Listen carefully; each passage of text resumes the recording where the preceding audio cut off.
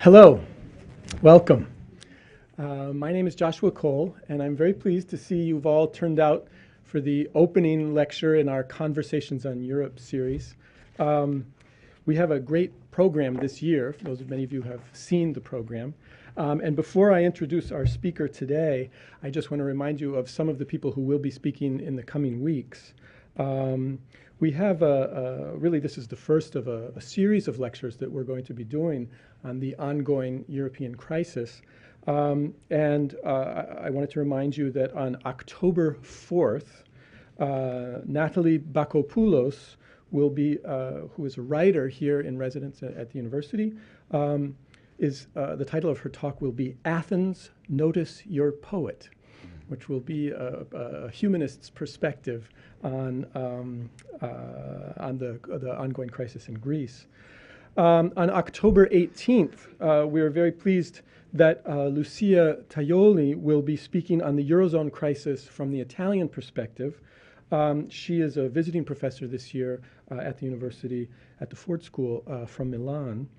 And finally, exceptionally, not on a Thursday, but on a Tuesday, October 23rd, Morgane Labbé, who is a visiting professor from the École des Hautes Études en Sciences Sociales, the School of Advanced Studies in Social Sciences in Paris, will be giving a lecture on the French debate on statistics and ethnic minorities. Very interesting subject, which I'm very much looking forward to that. She is speaking again on Tuesday, on October 23rd. Today, we're very, very pleased that Jim Adams will be speaking on the fragility of the euro.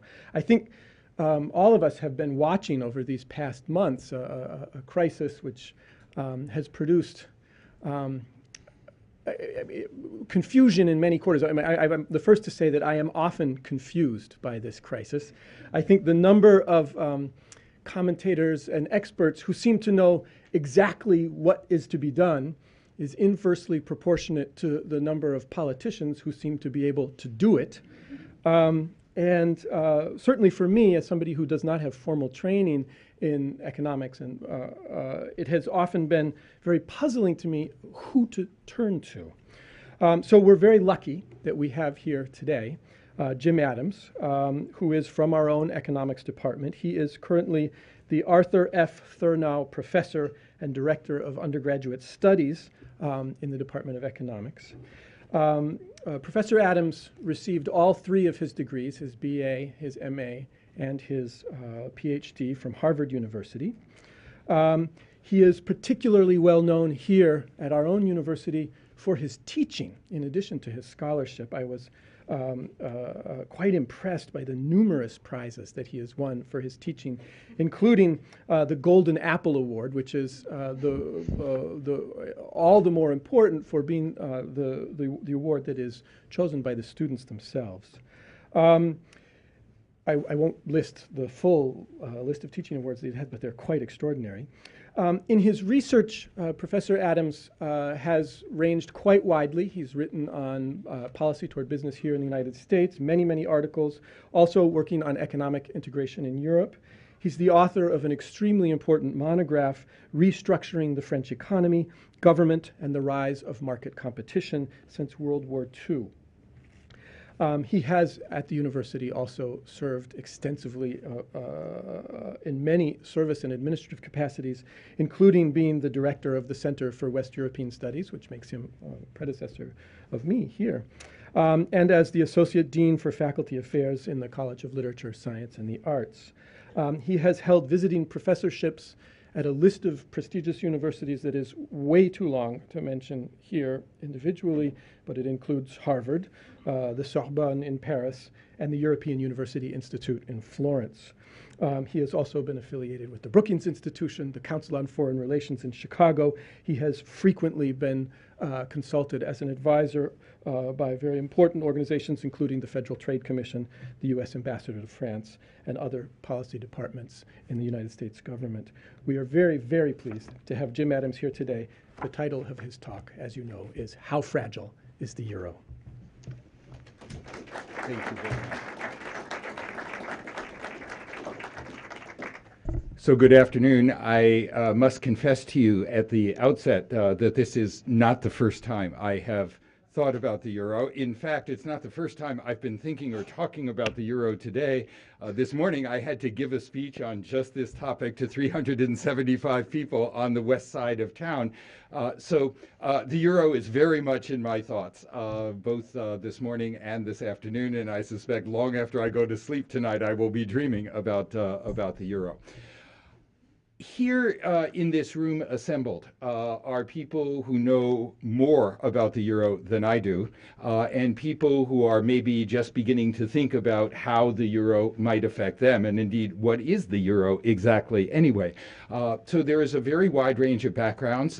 There are a very wide range of particular interests in this setting. And so what I want to do today is really to address four different topics. All right. The first is that I would like to bring everybody up to speed on the basics. I want to talk about what exactly the euro is.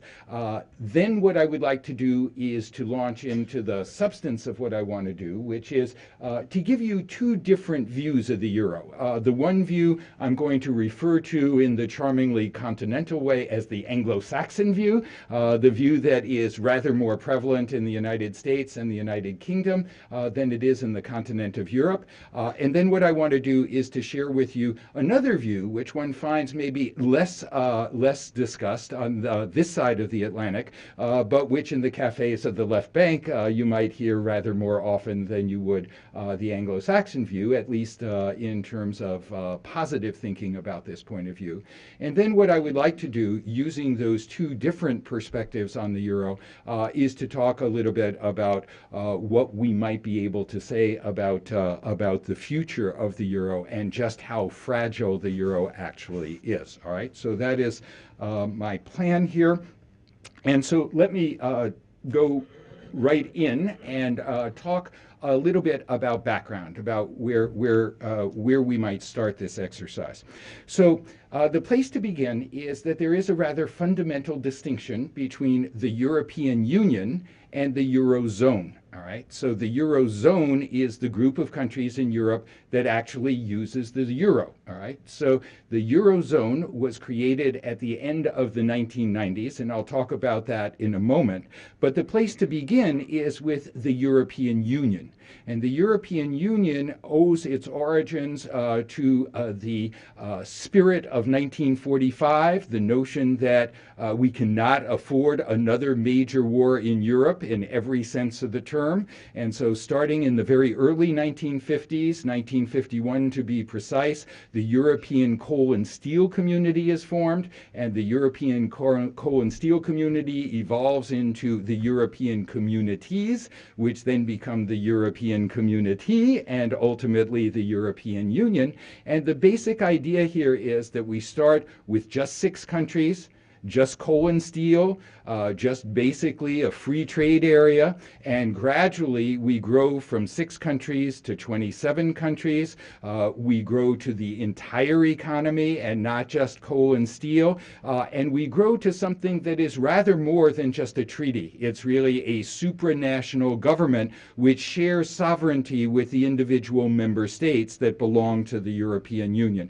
So that's what the European Union is. And the important thing to understand is that not all members of the European Union use the euro. So we have this other entity called the Eurozone. And the Eurozone consists of 17 countries, all of which are members of the European Union, but it is not all of the 27. All right? Those who are not members of the Eurozone, those members of the European Union that are not members of the Eurozone, can really be divided into 2 groups. One group is the countries that would have been more than welcome to join. In fact, the members of the Eurozone would have been delighted if they had joined, but they chose not to. And the countries that would represent that group would be the United Kingdom, Sweden, and Denmark. On the other hand, you have those countries which maybe would have wanted to join, but were really not considered ready to join in the euro yet. And those would be countries that were largely in Eastern Europe, all right, and in Southern Europe. So there are a few of the one kind, a few of the other kind, and this group that is using the euro then is going to be a little bit smaller than the European Union as a whole. So I'll try to distinguish between the European Union and the Eurozone in terms of going forward. I said that the European Union really can be traced back to 1951. The Eurozone really begins life in 1999, and it becomes full-fledged by 2002. So the Eurozone is a much more recent creation than is the European Union here. So now what I would like to do is to talk about the crisis which precipitates questions about how fragile is the Union. Why are people even talking about the fragility of the Union? What is it that created this perception of fragility? Well, like any question of that sort, I could trace this back. In fact, the historian in me would love to trace this back for decades and possibly centuries. But that's not something I'm going to permit myself to do here. I think that the way to think about the origins of the fragility of the euro would be something like this. Broadly speaking, during the third quarter of the 20th century, Europe was experiencing a period that is referred to in Europe as golden growth. All right, there was very rapid growth of GDP. There was very, very low unemployment. Think of it this way. Between 1950 and 1974, the unemployment in France was about 3%. The unemployment rate in Germany was about 3%. All right, life was good. All right, things were going along very well. And in connection with that very, very strong macroeconomic performance came a lot of ambition to create a very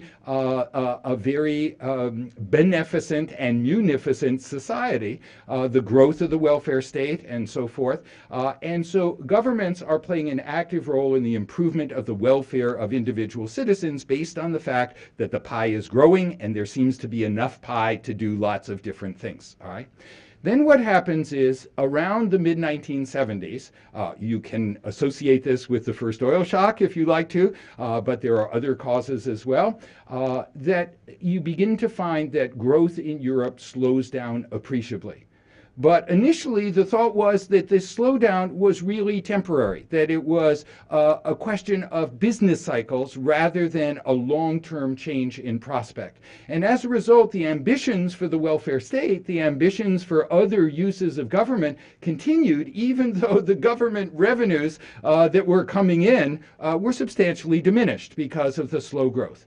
And as a result, beginning in the mid-70s, you find a very slow but perceptible growth in the kinds of budget deficits or accumulated government debt that were occurring in the European setting. All right, and so that gradually accumulates over time, and what you find is something that looks like this. So here you see what a budget deficit looked like, and now I'm fast forwarding to the year 2011. And what you see is that there are three different bars going off to the right, and you can see that all the rest of them are going off to the left. To the right are those countries which had a budgetary surplus in 2011. Those that are to the left had a budgetary deficit in 2011. And what you can see is that some of these deficits are very, very large. All right, they are 13% of GDP. And you can see the different countries here, which are according to their European country codes. Some of these will be recognizable to you, like FR is France and L is the Netherlands and so on. But what you might be interested in here, knowing what the end of the story is going to look like, is this next to the bottom row, which is EL, which stands for Elas, which is guess who? Greece. All right. And so then you can look at your various countries going along the vertical axis. But here what I want to show is simply that there is a budget deficit that is quite large in some countries. All right. Ah, the United States is not here. And I think that you want me to jump directly to part 3 of this talk, which is the continental view of what's going on here. And I promise I will get to a Eurocentric perspective before too long. So in addition to these year-to-year budget deficits, you get the accumulation of government debt to GDP, all right? And so once again, you see that now at the very top you have Greece, and you can see what the ratio of accumulated government debt is to GDP and how large it is. You can see what the units are here in terms of 100%, 120%, and so on of GDP. And you can see for a country like Greece, it's very, very large, whereas among the larger countries, you'd have to go to Denmark down here, which is much more modest. You have Poland, you have the Netherlands, and so on. But you do have countries like France and the United Kingdom, which are up in this direction of Greece in terms of cumulated debt that has occurred by the current period as a result of this slow growth with non-change in what it is that government is doing. Okay, and so what that means is that this accumulation of debt and the budget deficits are leading to situations where investors who are contemplating whether to buy this debt or not are beginning to get a little bit worried about whether they're actually going to be repaid. And so the degree of fear is different as a function of the country we're talking about, which is hardly surprising given this variation in budgetary circumstance in the different countries. And so what you see here now is that for a very recent period, in May of 2012, you see the difference between what some countries have to pay to borrow money and what other countries have to pay to borrow money. And so what you find is that countries like Denmark and Sweden are paying very low interest rates, whereas guess who at the bottom? Greece is out here paying 27% as the sort of weighted average of the interest rate it has to pay as a function of the maturity of the outstanding debt that we are considering, all right?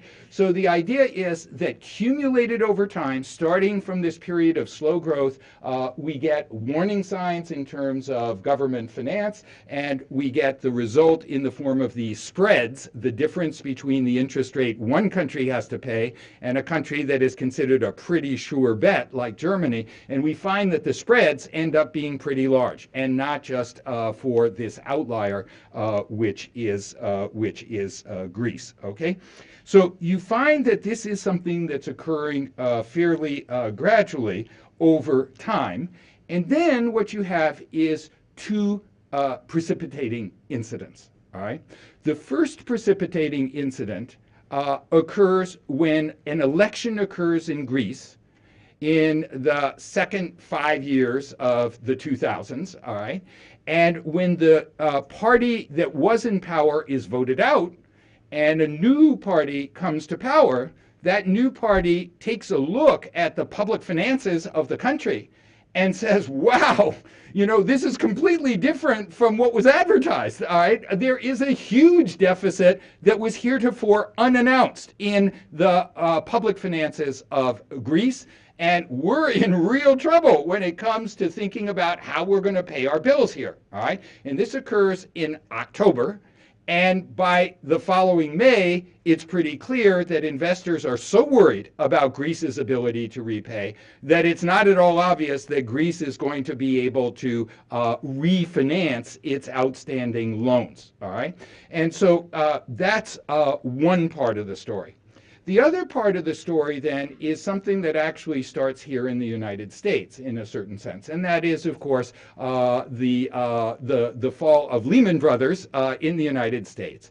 And why is that relevant to the European setting? Well, it's relevant for this reason. So after the mid-1970s, as I mentioned, there's slowdown in Europe, slow growth, low interest rates. You also have, with the project to create a single internal market, including banking in Europe, you have more and more competition among banks in different countries. So the easy fat profits that banks are earning in Germany are eroding, and in other countries in Europe are eroding. So guess what? The banks are looking for ways to make make more money, all right? And so they're taking on more and more risk in order to achieve the kind of returns that they were earning before. And where do the returns look promising? Answer: in the subprime loan business in the United States. So you have these relatively small, relatively unsophisticated banks in Europe loading up on American subprime loan debt, and we know what happens then after Lehman Brothers fails. And so what happens now is that in the second 5 years of the 2000s, we have a conjuncture of these two events. We have public finances, which have been deteriorating over time, and we have banks, some of them public, some of them private, that become very fragile because of what their balance sheet had included in terms of the kinds of securities that in the United States are going to tank, all right?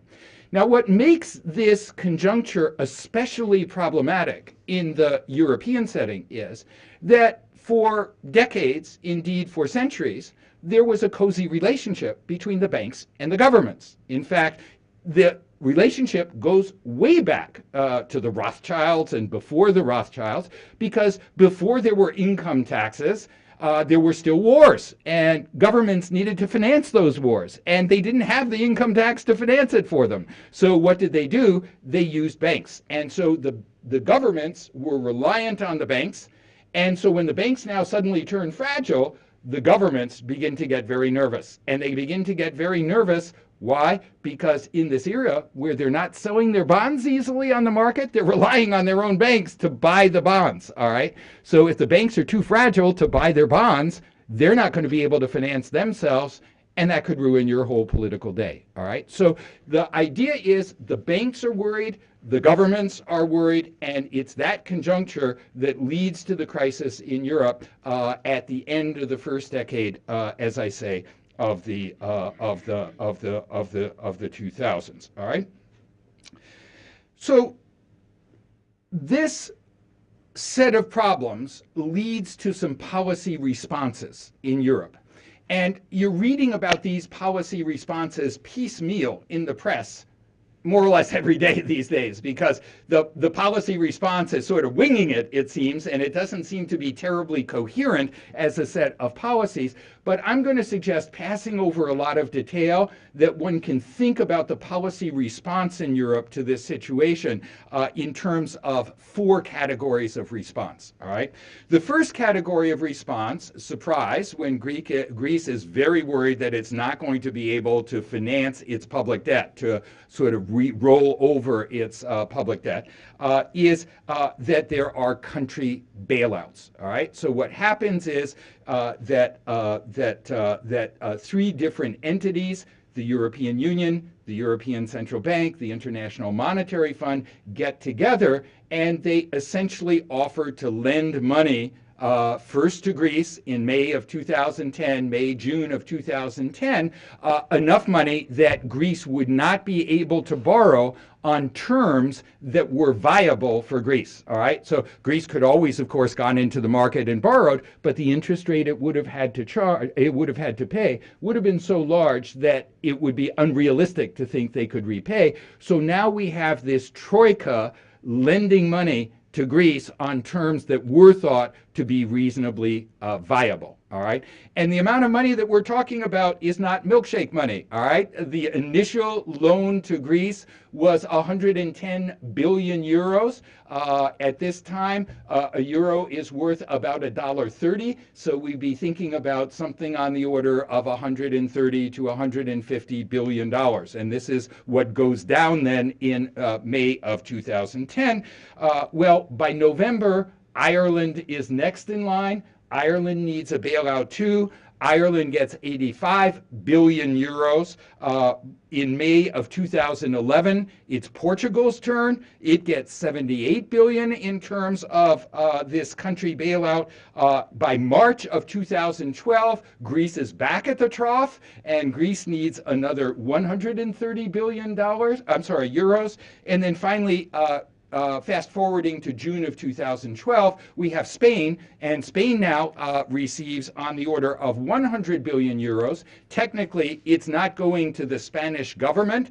It's going in a slightly different direction, but de facto, we're talking about the same kind of bailout that the other countries, Greece, and Portugal and Ireland received. All right. So one of the strategies here is bailout. The second kind of strategy that we observe in the making as we read our daily New York Times and Wall Street Journal is some effort to deal with the problems of bank liquidity. So remember that I said an important part of the precipitating incident that led to this crisis was problems with the banks. All right, not with the governments, but with the banks. And we have a classic bank kind of issue, all right? From time immemorial, the problem with banks is very simple. Banks take in money that they promise to repay whenever the depositors want their money back, all right? So they are, in effect, bringing in money at short term. But on the other hand, they're lending out their money at medium term or long term, which means that they are subject to a situation where people might be demanding their money back and they can't, in the short term, repay the money. That's a liquidity crisis on the part of the banks. And so the second broad area of policymaking here has been to try to shore up the banks in terms of improving their liquidity positions. And in effect, that involves lending money, in fact, by the European Central Bank on very attractive terms for increasingly long periods of time to individual banks to try to make them a little bit more fragile. A little bit less fragile here. Not only were the European banks illiquid, but some of them were insolvent, meaning that even if they had a very long time before they had to repay the money to the people who had deposited with them, they wouldn't have been able to generate enough from the sale of their assets in order to repay. So there were banks that were not only illiquid but insolvent, and so the European Union has been trying to reform banking regulation to try to make sure that its banks are both sufficiently liquid and sufficiently solvent going forward. So a lot of what you're reading about is banking regulation reform, all right? And it's designed to address the issues of liquidity and solvency, all right? Now, there are a number of other things that are under discussion that represent a very wide range of suggestions or prescriptions about what to do about the crisis, all right? And so I just want to give you a flavor of some of these. Unlike the banking regulation reform, unlike the bailouts, these are suggestions, proposals, advocacies. They are not policies that have actually been adopted or indeed universally approved, all right, in the European setting, but it gives you a flavor, all right? So one point of view that's been expressed by some economists is, well, if Greece is having trouble borrowing, is having trouble issuing bonds, why not issue bonds in the name of Europe as a whole, all right? And put out there what are called Eurobonds, all right? Where the Eurobonds are technically then going to be the obligation of or the responsibility by some mechanism, and the mechanisms differ, of the European Union as a whole, or at least the Eurozone countries, all right? And that's the way we ought to do our borrowing and take advantage of the spreads by trying to reduce the effective rate at which Greece is borrowing by factoring in the German rate, the Swedish rate, the Dutch rate, and so on and so forth. So the Eurobond approach is one approach. The second approach is an approach that I suppose I would characterize as a Marshall Plan for Europe. So the idea being maybe the real problem is that Greece can't repay because Greece is not a viable economy the way it is. It's not competitive in its present format. And so what it really needs is a program to improve the fundamental productivity of the country. And the only thing that's going to do that is a massive plan of the sort that the Marshall Plan was for reconstructing the European economy after World War II. The difference being, of course, that this Marshall Plan would be more a Merkel plan or a Merkel-Hollande plan plan in the sense that it would be financed from inside Europe, but it would be designed to bring those countries which are not at the level of France and Germany to that level in terms of their ability to compete inside the Eurozone as it is. All right. So that's the Marshall Plan for Europe. Now, of course, a Marshall Plan for Europe means that there is substantial supranational organization, and some want a more modest plan than that. So what they want is just coordination of macroeconomic policies to try to generate enough aggregate demand to launch these economies a little bit better. And so cooperated sort of stimulus, if you like, is an approach that was advocated in the recent French presidential elections by François Hollande, who was one of the two candidates, and in fact the candidate who actually won, and congratulations, now has this problem to deal with in reality rather than on the campaign trail. All right. And I think that the last of the sort of different approaches to what to do about this that you see out there is an approach that I think is more associated with Chancellor Merkel than it is with others. And that view is that for reasons that we're going to get into momentarily, that we're not really likely to get out of this and still preserve the euro unless we add an important feature to European integration, and that is fiscal integration or fiscal union to complement monetary union. But we can't really have a fiscal union until we have democratic legitimacy, until we have a much better sense that taxes and redistributions from one country to another are just in some sense, and that fiscal union therefore presupposes political union. And so Chancellor Merkel has been urging deeper European integration, but where the political union side would precede any attempt to create a fiscal union and address the problems of the euro in that way. So this is just designed to give you a flavor, and when you read the paper, you'll see these different points of view expressed about what policy ought to be going forward to address the problem. All right? So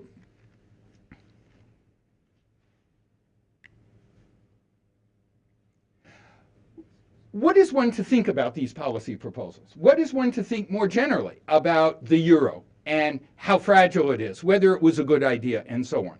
I want to suggest to you that there are basically two different viewpoints that have been expressed among economists. One of them rather more, as I say, in the United Kingdom and the United States. The other a little bit more on the continent of Europe, in France, in Germany, and perhaps some other places. And what I would like to do now is to share those 2 points of view with you, all right? And I'm going to give a little bit more attention to the non-Anglo-Saxon view because I think many people in this room are much more familiar with the point of view that we read about, and that seems to be the conventional wisdom from an American perspective about the euro. All right, so I want to talk a little bit about what I'm calling here the Anglo-Saxon view, but I want to spend most of my time talking about the other view. All right, so what exactly is the Anglo-Saxon view of the euro? All right, I think that the short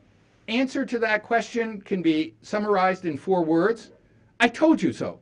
All right, we knew this was going to happen. I mean, everyone would have predicted that the euro would run into problems, and so this is really another way of saying the euro is a great idea, but it's an idea whose time has not come. All right, and so what is behind that view? What is behind the view that the euro is a great idea whose time has not come? Well, economists have a fancy way to think about when it's a good idea to use the same money and when it's a good idea to have different monies, all right? If we think about Ann Arbor, go 50 miles north, you got the dollar, all right? Go 50 miles west, you got the dollar. Go 50 miles south, you've got the dollar. But if you go 50 miles east, maybe it's 55, you have the Canadian dollar. You don't have the American dollar. So one question that keeps some economists up late at night is, when does it make sense to use the same money, and when does it make sense to use a different money? All right, and that's the way the economist looks at the euro question. And the way we teach our students here there are good criteria for evaluating whether to use a different money or the same money. And the easiest way to grasp this is to think about it in a concrete example case. And I'll use a concrete example that is an actual real world example. That's the non-economist in me. And it's going to be an example that actually doesn't involve Europe, all right? And it's going to involve a real situation involving Ypsilanti, Michigan, right next door here, from the early 1990s, all right? So in the early 1990s, among its other plants, General Motors had a factory, an assembly line in Willow Run, all right, in Ypsilanti. It has another assembly plant in Arlington, Texas, outside Dallas-Fort Worth. And those two assembly plants assembled the same vehicle.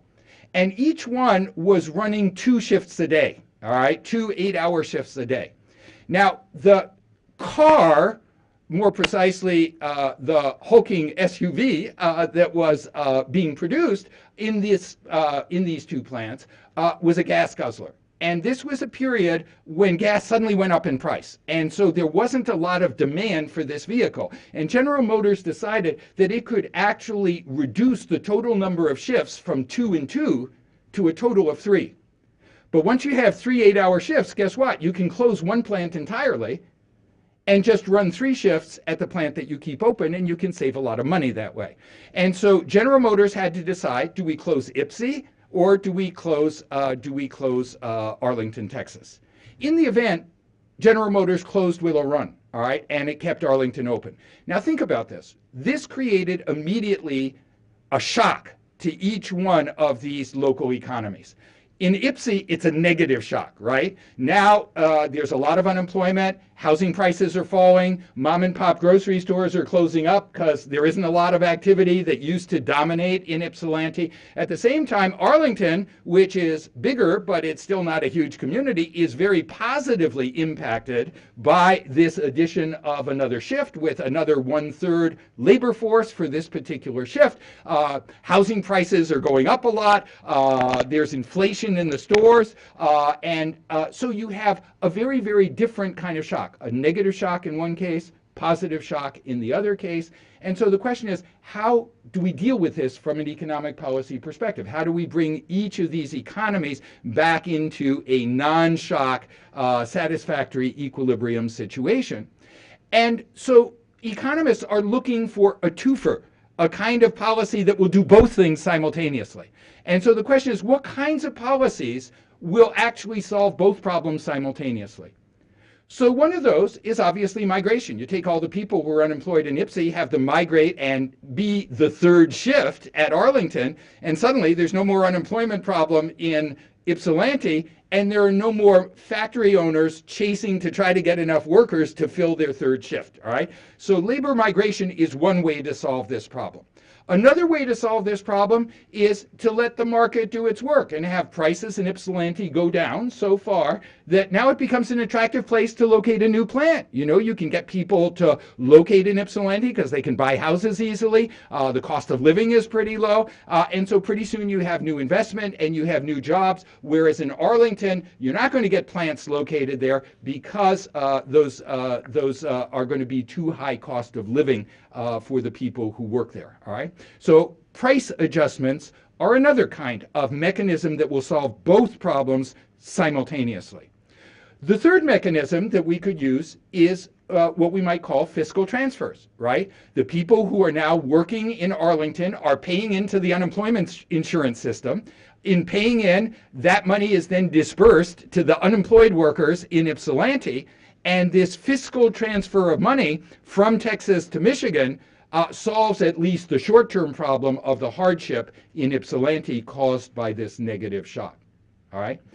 So in the United States, we have something of all of these mechanisms at work. You know, we can make jokes about the degree to which people in Ypsilanti really don't like University of Texas football. We could say people prefer Michigan barbecue to Texas barbecue, and so on and so forth. But basically, migration is a pretty active phenomenon in the context of the American economy, certainly relative to Europe. All right, prices may not be all that flexible, but obviously we have these fiscal transfers, which are quite substantial and in that sense work pretty well. Now let's think about Europe. Migration is much less prevalent across national boundaries in Europe than it is in the United States across states, all right? Imagine what it's like if you're French, you've been bred in the French educational system, you are completely accultured, and you face the question, am I going to go and live in Germany? Am I going to have my children go to a German school, not imbibe French culture the way I did, maybe find it very hard to go back to France and get a job because of the background and so on? That kind of international migration is much less prevalent factually in the European setting than it is in the American setting. So migration is not likely to solve the problem, all right? Prices, well, prices are sticky here, they're sticky there. Prices don't work so well for this kind of exercise. So what about fiscal transfers? So in the United States, I said fiscal transfers work pretty well here, but in Europe, basically fiscal transfers across national boundaries are very, very slender, all right? There aren't a whole lot of them. Most of the budgets of governments in Europe are at the nation-state level, not at the European Union level. So there really isn't this kind of fiscal transfer mechanism at work to arrange for movement of money from there where the economy is fat and rich to there where the economy is hurting, all right? So that then leads to the question, if migration isn't going to do it, if downward movement of prices where the shock is negative is not going to do it, if fiscal transfers are not going to do it, what else is there? And that's where the exchange rate comes in. If the Texas dollar is different from the Michigan dollar, the way the Canadian dollar is different from the American dollar, then one other adjustment mechanism we could use is just to make sure that the Michigan dollar is worth less than the Texas dollar. And if we do that, then suddenly the goods that are produced in Texas are going to be much less attractive in the marketplace. The Michigan goods are going to be much more attractive in the marketplace, and Ypsilanti will be restored to full employment, and inflation will abate in Arlington. All right? So you need that foreign exchange rate if you don't have the other three mechanisms. And so the heart of the American and English criticism of the euro is the euro, in effect, eliminates the possibility of changing values of money across national boundaries. All right? And if migration won't do it for you, fiscal transfer won't do it for you, downward price movements will not do it for you, you need that mechanism to work for you. If I had more time, I could add to this argument that in addition to what Europe has done since the late 1990s in taking away monetary policy at the national level, is that in some respects it's also taken away its own fiscal policy through the Stability and Growth Pact that some of you will be familiar with. So in eliminating the national currencies, it has tied one macroeconomic policy behind its back. In eliminating fiscal policies by limiting the kind of budget deficits that individual countries can run, it has taken fiscal policy and put it behind its back. So it is hardly surprising that you have the crisis that you now see. I told you so, as I said.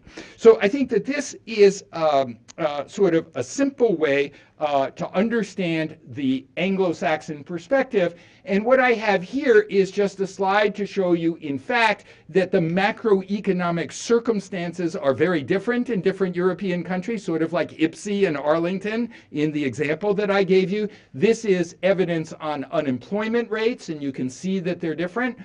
Here is information about prices and the different inflationary tendencies in the different countries. And here is information that is especially interesting on the unit labor costs and therefore the competitive situation of companies in different countries. All right. So you see, the only thing that I want you to see is the diversity of situation, the fact that these bars are in very different places for different countries.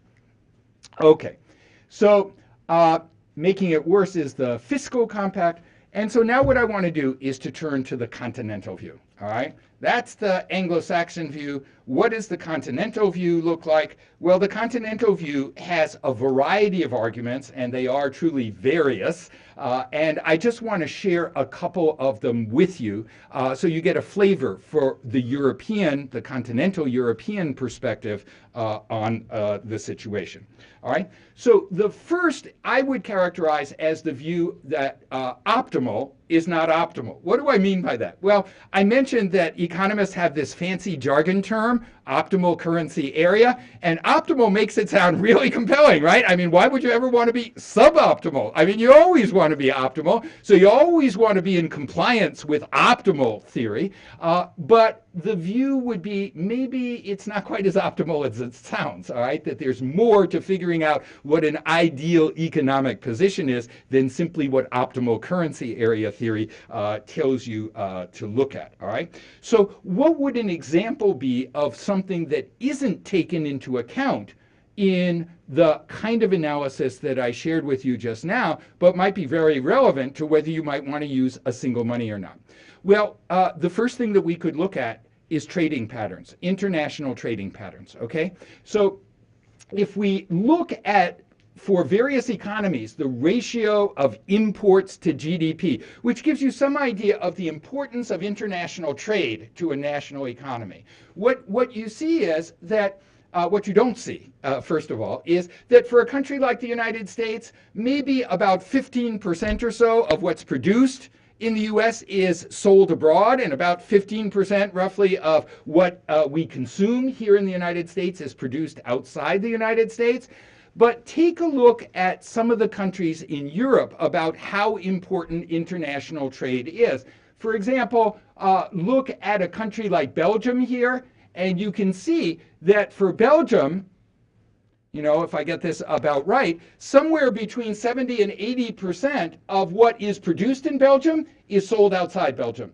And roughly 70 to 80% of what is consumed in Belgium, which I don't have, what I have here, what's consumed in Belgium is actually produced outside Belgium. Well, the reason why that's important is that if you have a fourth decimal place change in the exchange rate between your currency and another currency, and you're not importing and exporting very much, you know, it doesn't really have a tremendous amount of impact on you. But if you're importing and exporting to the tune of 80% of GDP, third and fourth decimal place changes can ruin your whole day, all right? They can make a major difference in terms of your ability as a firm to be competitive, and in terms of your standard of living if you're a consumer. So the idea is, even though from the US perspective, maybe you don't have to take into account trading patterns, in the European setting, at least for some countries, the idea is what's the alternative to the euro? The alternative may be to have individual currencies, and then you have to change these currencies and incur all those fees every time you want to import and export, and you have to worry about this foreign exchange risk as well, all right? So we could have a lot of discussion of that, but I'm just going to leave it at that, all right? So the second argument that I want to share with you then, and there could be more to this, but there's a limit to what I can do in 65 minutes or so, is I want to share with you the idea that I'm referring to as Brussels was not built in a day. And what I mean by this, of course, is deliberately to recall the idea that Rome wasn't built in a day. And so the idea is very simply this. The founding parents of the European Union, and indeed the founding parents of the Eurozone, were no dummies. They were not stupid. They understood that you can't have monetary union without having fiscal union. They understood that full well, all right? And lecturing from satisfied American economists to the contrary is not really very helpful. The point is that Europe, viewed contextually, has been a work in progress for 60 years. The key phrase in the treaty that created the European Coal and Steel Community, and the phrase that continued into the treaties of Rome, creating the European Economic Community and the European Atomic Energy Community, is the phrase ever closer union. And what that meant was that the Europeans understood full well that politically you couldn't do everything at once. Remember that the European Union that we know today started as embracing only iron ore, coal, steel, and steel scrap. That it was basically a commercial disarmament treaty, ending tariffs and quotas on the movement of goods inside the group of 6 countries that were going to belong. There were a few other provisions in the Treaty of Paris of 1951 creating the coal and steel community, but that was the heart of what it was. Think about what the European Union is today. Think about the countries, think about the policy competences or authorities of the European Union relative to the member states, and you realize that there is a work in progress here. All right. And so the idea is that it's a mistake to think about this in terms of a snapshot in policy time. We should be thinking about this in terms of a larger historical context. So once we're thinking about larger historical context, it makes sense maybe to think about some even broader context, that is, some context from this side of the Atlantic. All right. So if we want to reverse roles here with the Europeans, with the continental Europeans, we might ask ourselves, so the Anglo-Saxon economists are very concerned that Europe is not an optimal currency area and therefore should not have the euro. Remind us of when the United States became an optimal currency area. Now, that's an interesting exercise in economic history, and there are a variety of answers that could be offered. You know, this forces all of us in the room to scramble back to our high school American history and sort of vaguely remember the first Bank of the United States, the second Bank of the United States, and why it is exactly that the second bank didn't sort of pan out, and what was it again that Andrew Jackson's position was on the second bank, and so on. But you know, suffice it to say that one date that we could choose is 1864. And 1864, Civil War, is the time that the federal greenback comes into existence. You know, instead of these banknotes where the Bank of Ann Arbor might have one bank saying, trust me, give me your gold and your silver, and I'll just give you this piece of paper, and you have my word, I'll repay you in gold and silver. And the different banks were doing this. All right. In 1864, we now get this federal greenback, all right, and this single dollar that's available everywhere. All right. And so we could date it from that moment that we have this currency union in the United States, a single dollar, all right, that's circulating in the United States. Well, was the United States an optimal currency area in 1864? No. No, no, no, no, no, no. It was not an optimal currency area. And why was that? Well, there are a variety of reasons. First of all, there were a lot more regional shocks in the economy that were diverse in that period. It was much less integrated as a national economy. But when you think about those mechanisms I mentioned earlier, like migration, well, in the US, in the period of the last quarter of the 19th century, we did have plenty of migration. We remember that from a high school American history, the covered wagons, the pioneers, all that kind of stuff. But guess what? All of that migration was latitudinal. It was east-west. North-south, in this time period after the Civil War, with a defeated South, a poor South, a slowly economically growing South, there wasn't very much north-south migration. People were not going from the poor regions to the rich regions. People were not going from the rapidly industrial, from the sort of agricultural, economic backwaters of the South to the rapidly industrializing textile mills in New England. All right? No, that's not what was going on. There was no migration. And the other criteria that I mentioned were not satisfied either. So the US is not an optimal currency area in 1864, and I know of no one who would say that it was.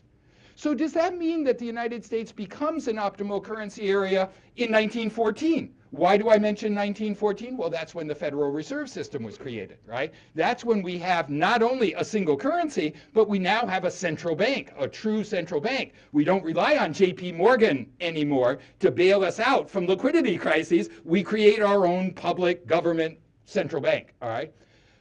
Well, the answer is, I think most economists would argue, still, the United States is not an optimal currency area because the Fed plays a very different role between 1914 and the 1930s than it has subsequently. All right, I know of no one who would argue that the United States was an optimal currency area in that period between 1914 and the 1930s. We become an optimal currency area under the New Deal. with the dramatic change in the relative importance of the federal government budgetarily relative to the state governments. That's the period where fiscal transfers start in connection with major New Deal programs. And as a result, do the math. Doesn't even require math. Do the arithmetic. The arithmetic tells you that we have a single currency in 1864. We're not in optimal currency area until the New Deal. That means it's 70 years that we go in being a single currency without being an optimal currency area. Remind me about when the euro was created? My arithmetic tells me 10 years, all right, or at most 14 years, you know, depending on how you want to date this thing. So the idea that I want to get across is that if we apply these kinds of criteria to the U.S., we find that the answer is not so settling in terms of what it is that we are telling Europe in our generosity of ideas, what Europe ought to be doing here. All right. I think that now that your high school American history juices are running well, I want to leave you with this idea about the United States that might be useful. Remember 1896. 1896, of course, was a presidential election year, just as 2012 is. And just like in 2012, there was a political nominating convention for each of the candidates. Of course, the conventions played a very different role in that era than they do today, but there was a nominating convention. And at the Democratic nominating convention in 1896, the candidate who was selected was somebody by the name of William Jennings Bryan. He was not the successful candidate in 1896, but he was the Democratic candidate in 1896. And he gave a speech at that convention. And in that speech, he uttered the famous words that we learned about and promptly forgot in high school American history: "I will not crucify the American worker on a cross of gold." The cross of gold speech. And what did William Jennings Bryan really mean by that? What he meant was, I know that macroeconomic policy is too austere for large geographic segments of the United States. In other words, what William Jennings Bryan was really saying is, the Western United States, some of the parts of the Southern United States of that era are the Greece of today. The cross of gold is nailing Greece, all right? And a lot of the tensions that are existing inside Europe are exactly the same as the tensions that applied to the United States at the end of the 19th century, with differences in geographical circumstance, differences in macroeconomic need across the different, what were referred to in that era, not as regions, but as sections of the country. And it's amazing how some of the stuff in the context of the cross of gold plays out in the context of Greece and some of the other countries today. So,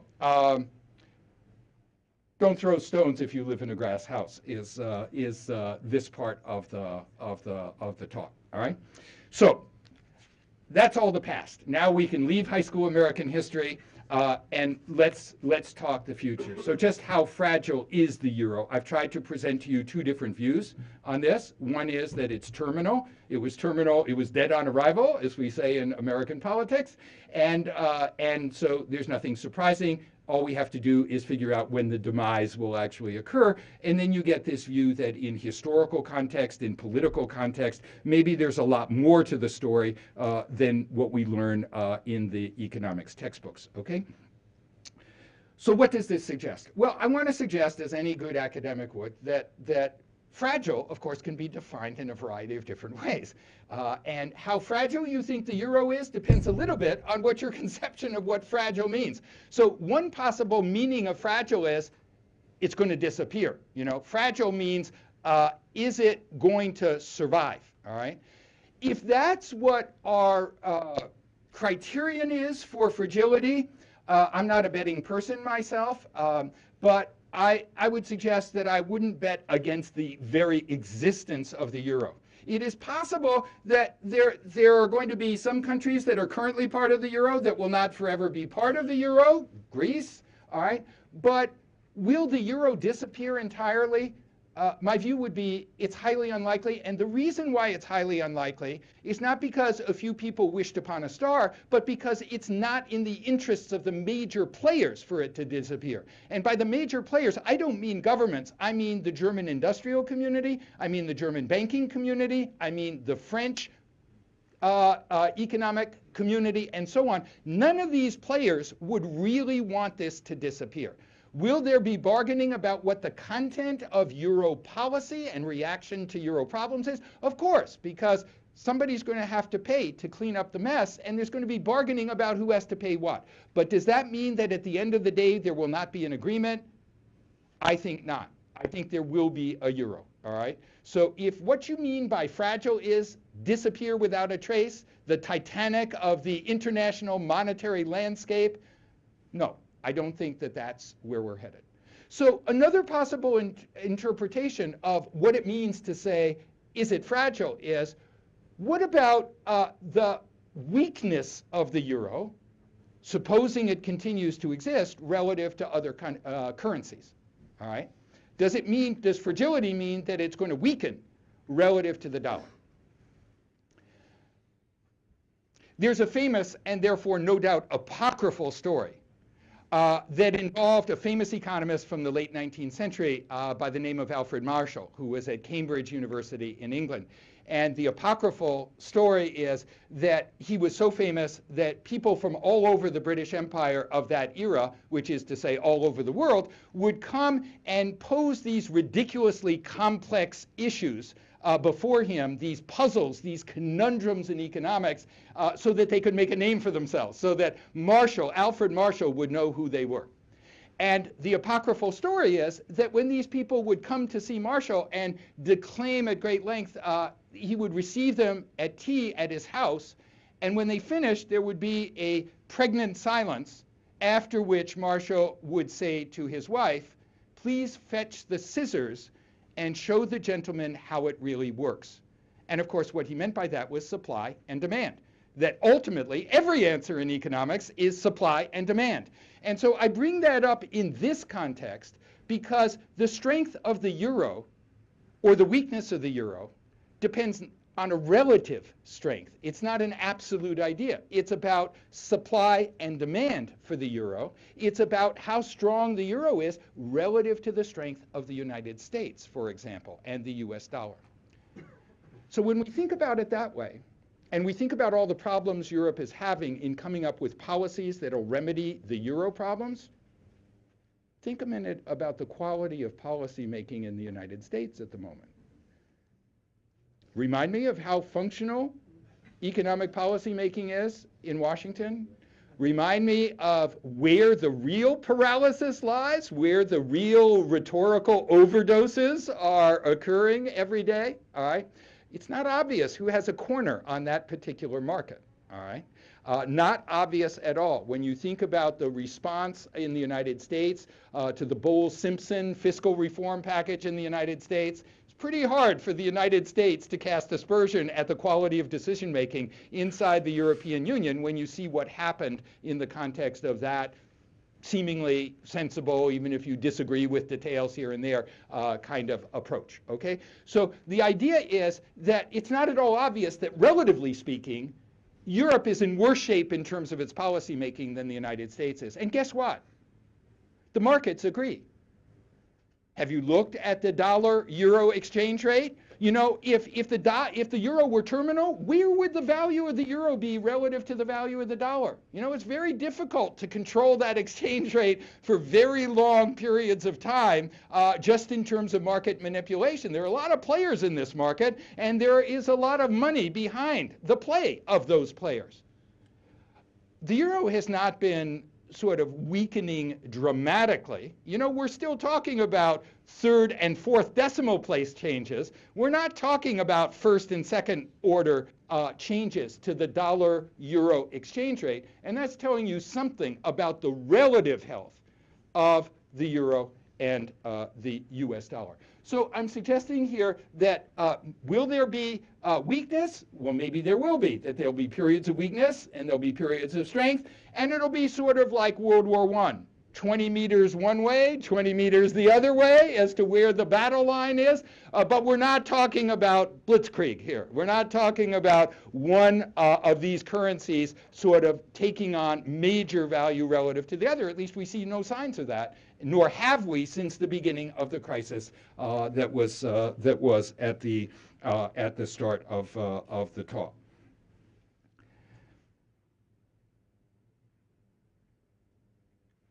So the last thing that I'll just mention before opening it up to questions is, all right, granted that the euro is not going to disappear entirely. Maybe it's not in intensive care, at least not relative to the United States. Does that mean that everything is hunky-dory? Does that mean that nothing really needs to change in Europe for Europe to be healthy, all right? And the answer is, of course not. That's not what that means. It means that Europe has a serious set of issues with respect to the welfare state. It has a serious set of issues with respect to the way labor markets function, to some extent even with the way capital markets function as well. And these are serious issues that really need to be addressed. And if they are not addressed and not addressed successfully, then Europe is going to face serious problems in the future.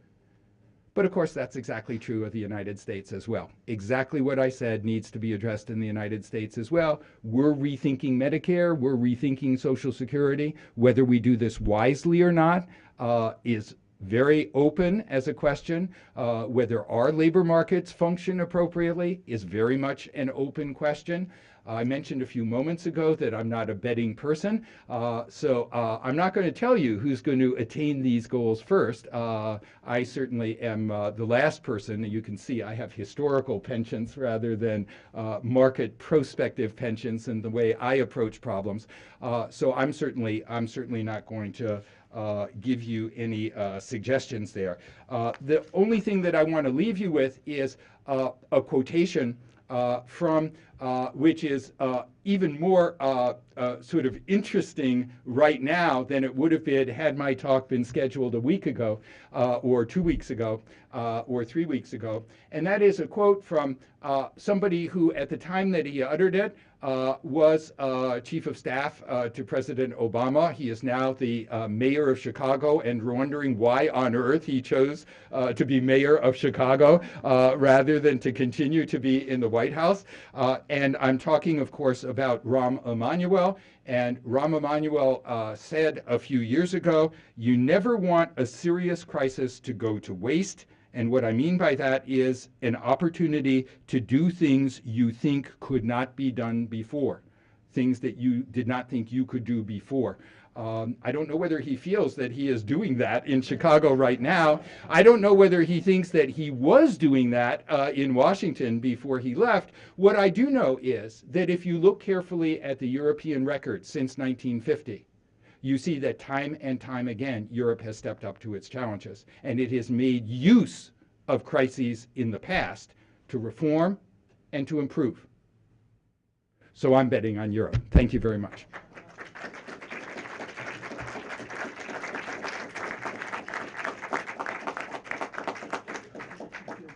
Okay, I'm delighted now to take any questions that you might have. Hi. Is this on? Yeah. I think that what I'm wondering about is what are the prospects for the peripheral Eurozone members, where on one hand they've had austerity that seems to have pushed them backwards in terms of economic growth and debt to GDP. And when you read the economic adjustment programs that they've been given, they look like structural adjustment programs that you gave to Togo in the 1980s. And that wasn't such a fantastic record of compliance or intended consequences. So while I'm tempted to go to Athens and tell them that they should just look up the history of Mississippi from the perspective of 1890, would you have any more optimistic scenario for them?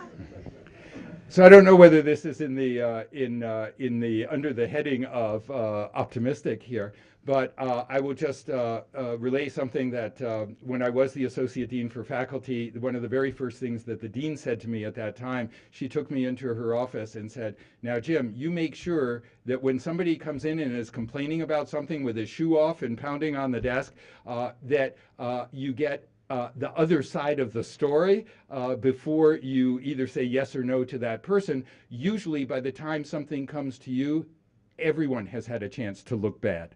And so the reason why I relate that anecdote is that I think that there is obviously a kernel of truth to each position here. That is to say, do the Greeks have to do something seriously different from the way they've been doing things in the past?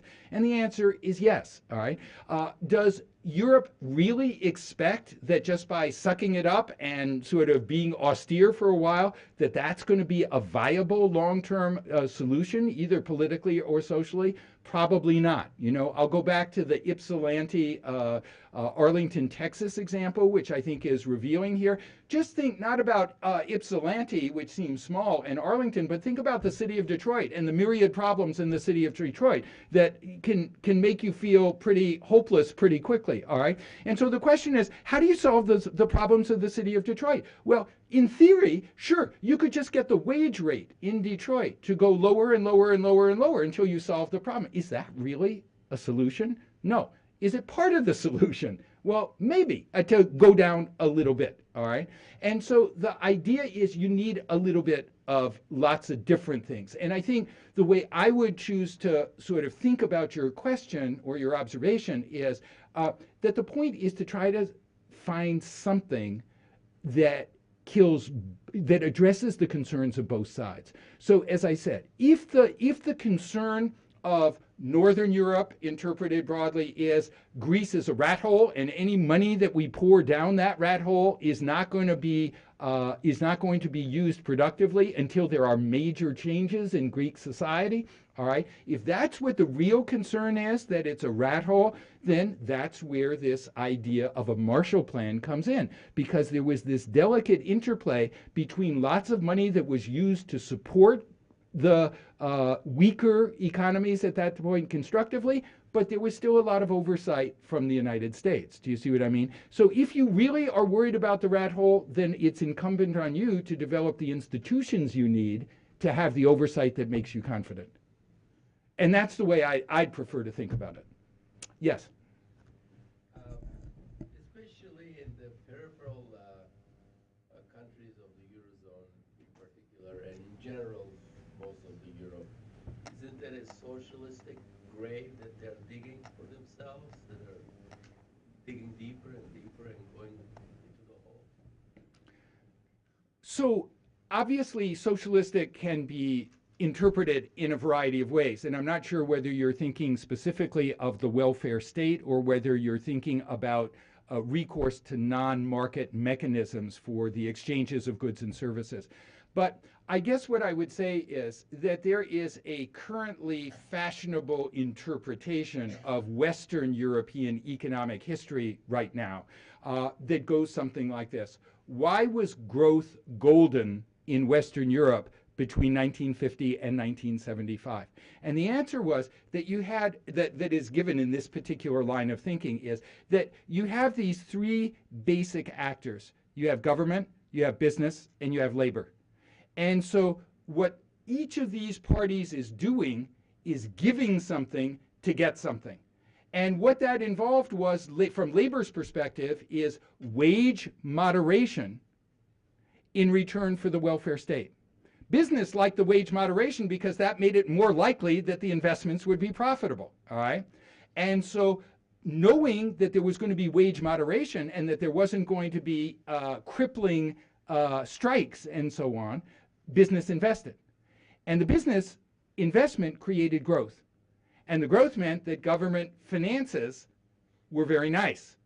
And that meant that government was in a position to finance the welfare state. And meanwhile, the government's like this because the politicians got reelected because times were good, all right? And so each of these parties is giving something, and each one of them is getting something. So in this framework, which is attributable to a lot of people, but to put a name on it, Barry Eichengreen, who is a professor of economic history at the University of California, Berkeley, the idea is not so much the problem with the welfare state, but that the things which went with the welfare state between 1950 and 1975 are not still operating. And specifically, what is it? Well, labor maybe got a little greedy. They wanted the welfare state and they wanted higher wages, all right? And so you got a situation where then business was not going to invest, and when business didn't invest, you didn't get the growth, and when you didn't get the growth, you didn't have the finance for the welfare state. You see what I mean? So it fell apart. So I think the way I like to think about your question is not so much in terms of looking at it just frontally, but to think about giving and getting, about how you try to find something that is good for every segment here, rather than to say, this segment has got to suffer, if you like. Yes. Yes.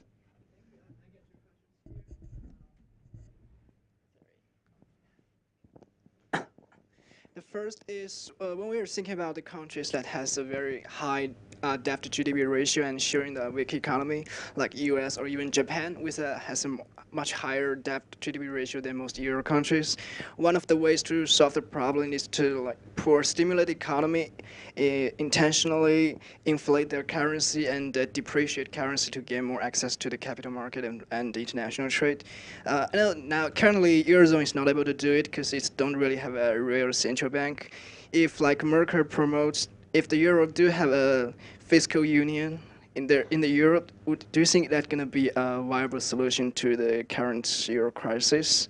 And the second question is, you're betting that the Eurozone won't disappear in the futures. But do you think it's possible for the Eurozone to kick out one or two bad guys in the next 1 or 2 years? Thank you. So let me begin with your second question.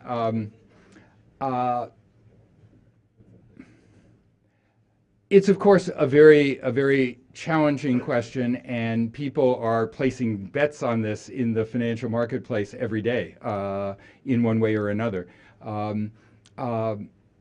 My instinct is to think that at the end of the day, Greece will be in. And the reason is that it's very difficult to go backward and know where the process of going backward is going to stop. In academia, we're fond of thinking in fine-tuning. We think mathematically in terms of partial derivatives. We can change one thing and leave everything else exactly the same. And we can operate in that sense surgically on the economy through finely tuned policy. But in the real world, things don't work that way necessarily. It's very difficult to know if one country leaves, what's going to happen to the rest, all right? It's even difficult to know where the exchange rate between the drachma and the euro would end up being, all right?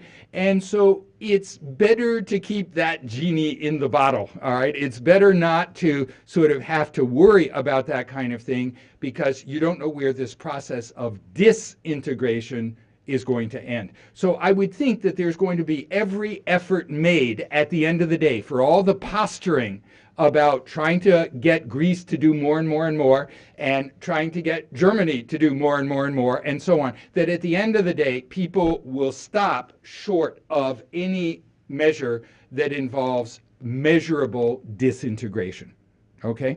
But that's just, I can't justify that position. That's just, that's what I think, all right?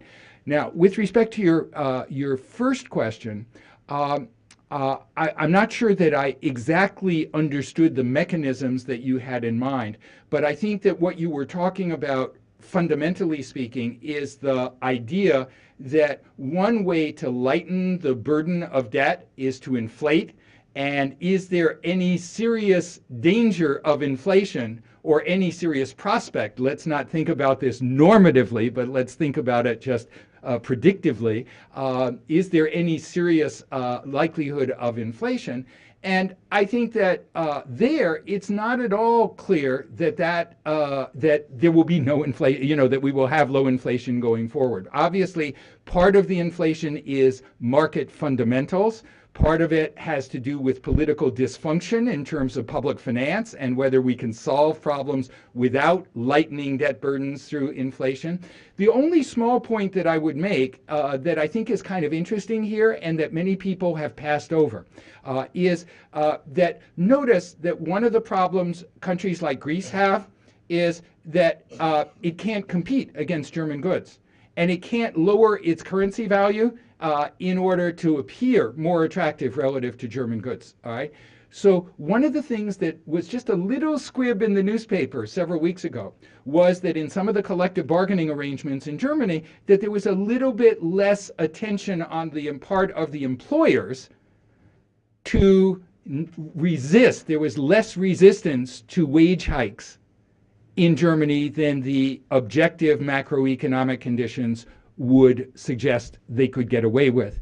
And notice that if wages go up like that, that's one way of making German prices go up.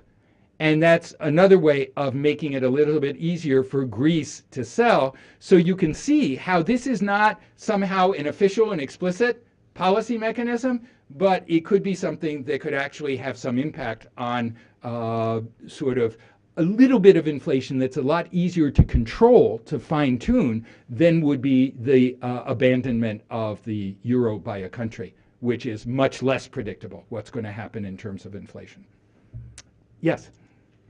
One of the lines of concern that seems to have shown up throughout this entire crisis is that the euro crisis is going to lead to a European recession, and that in turn is going to lead to an American recession. I understand that you don't like speculating about the future, but could you do so anyway? But I love to. I love to throw stones at my own glass house. So this permits me to do that. So this is sort of. I've certainly been exposed to this line of thinking that the Treasury Department of the United States, the President of the United States, and his Council of Economic Advisors very solemnly talk about the problems that Europe poses for the American economy. The implication being, won't you please get your house in order so we can live better? All right.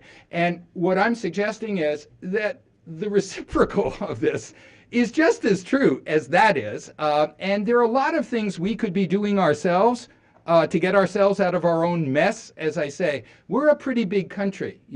If we were the economic size of Canada, it would be one thing to be saying, hey, you're a heavyweight.